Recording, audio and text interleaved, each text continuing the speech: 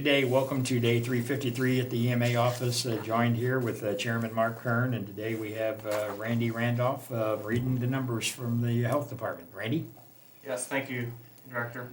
So we'll go through St. Clair County's numbers for today. Not looking quite as good as they were yesterday, but we'll go through those. For St. Clair County, we've tested a total of 286,523. That's an increase of 745 since yesterday. Positive test results were 28,066. That's 76 new positive test results since yesterday, and those were males and females under the age of 10 to their 80s. Our daily county positivity rate is 10.2%. For negative tests, that number is 258,457. For deaths in St. Clair County, unfortunately, we are adding one additional death today. That was a female in their 60s with underlying health conditions, bringing our total to 446. And our thoughts and prayers go out to her and her family and loved ones. Those that have completed their IDPH required 10-day isolation period is 27,081. For state totals, they've tested 18,178,487. Out of those, 1,187,839 were positive, which is an increase of 1,143 since yesterday. Which I don't know if it's correct or not, but I think that's one of the lowest numbers that we've had in the recent past here for positivity throughout the state. For deaths, they're reporting 20,536. Which is an increase of 20, and our thoughts and prayers go out to those families and friends of those that have lost their battle with COVID-19. For hospitalization numbers, those currently in St. Clair County hospitals, there are 47 patients admitted due to COVID-related reasons, and 2 of those patients are on ventilators. Regionally, we have 92 patients hospitalized due to COVID-related reasons, and 7 of those are on ventilators. For our congregate living facilities and outbreak status, and these are cumulative numbers, and we will only announce changes. Marquet Nursing and Rehab has an addition of 1 case, bringing their total to 34 cases and 3 deaths. And St. Paul's Home has an addition of 2 cases, bringing their total to 176 cases and 29 deaths. As you notice today, our testing numbers were down just a little bit, and I think it's important that we reiterate the need for testing. As we continue our vaccination efforts, it's still important that people know their status. We don't want to let our guard down. We still need to continue to be vigilant throughout this process. So remember that the St. Clair Square testing site is open 7 days a week, 8 to 4. Take advantage of that and know your status so that you know how to protect yourself and others in the community. The virus is still out there. It is. So let's isolate it and get rid of it and get vaccinated. Absolutely. Thank you. Chairman. I appreciate it, Randy. Yeah, testing it's clear with only 745 people tested today. It's very hard to get those positivity rates where we need them to be. It is. With that few people tested. So let's get back testing, Team St. Clair. Let's look at the zip code report for today also. In 62201, we're up 2 to 560. 62204 is up 1 to 383. 62205 is up 2 to 625. 62208 up 4 to 1577. 62220 up 3 to 1998. 62221 up 13 to 2699. 62223 up 5 to 1694. 62226 up 6 to 3098. 62232 is up 2 to 872. 62254 up 2 to 787. 62258 up 2 to 1016. 62269 up 13 today to 3168. And 62285 up 2 to 554.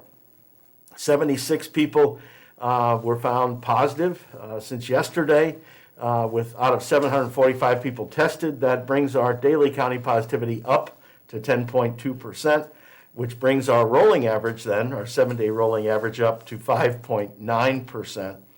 Regional positivity is actually down today to 3.8%, and that's because Bond County came in at 6.3%, Clinton County 0%, Madison 6.6%, Monroe 3.5%, Randolph 0%, St. Clair 3%, and Washington County came in at 7.7% today.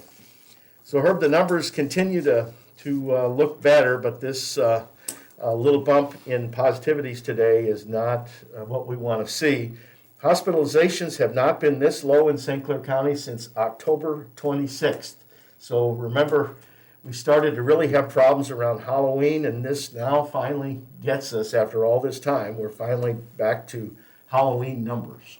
It gets us, but if you look at yesterday, we jumped in our local hospitals up 12 patients here in St. Clair County, and that's what we got to keep an eye on. Well, I'm talking about the St. Clair County positive numbers. Positivity, exactly. So we definitely can't let our guard down. It's just, it's out there. And the other thing I want to talk about, I've been fielding some media calls today about people saying that they received their first shot at the fairgrounds, and they got notification today that they'll be going to St. Elizabeth. So Randy, can you kind of just let our viewers know about that?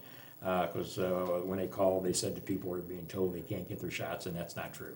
Right, so yeah, the call center staff is working diligently, first of all, to answer any and all calls that are coming in to the call center. I assure you that they're going to get to you just as quickly as they can, but we want to provide a level of customer service to each person to help make sure that their needs are being met.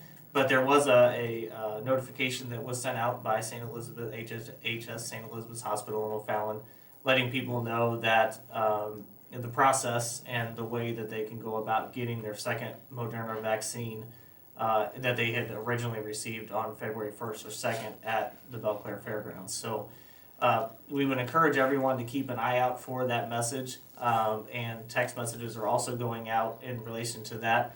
Unfortunately, the call center is not able to make those appointments for you. They will be more than happy to assist you with getting in touch with the staff at St. Elizabeth's Hospital to make those appointments, but they cannot physically make those appointments for you at this time. So I think it's important that we need to get those second doses administered, and St. Elizabeth's is partnering with us to get those done.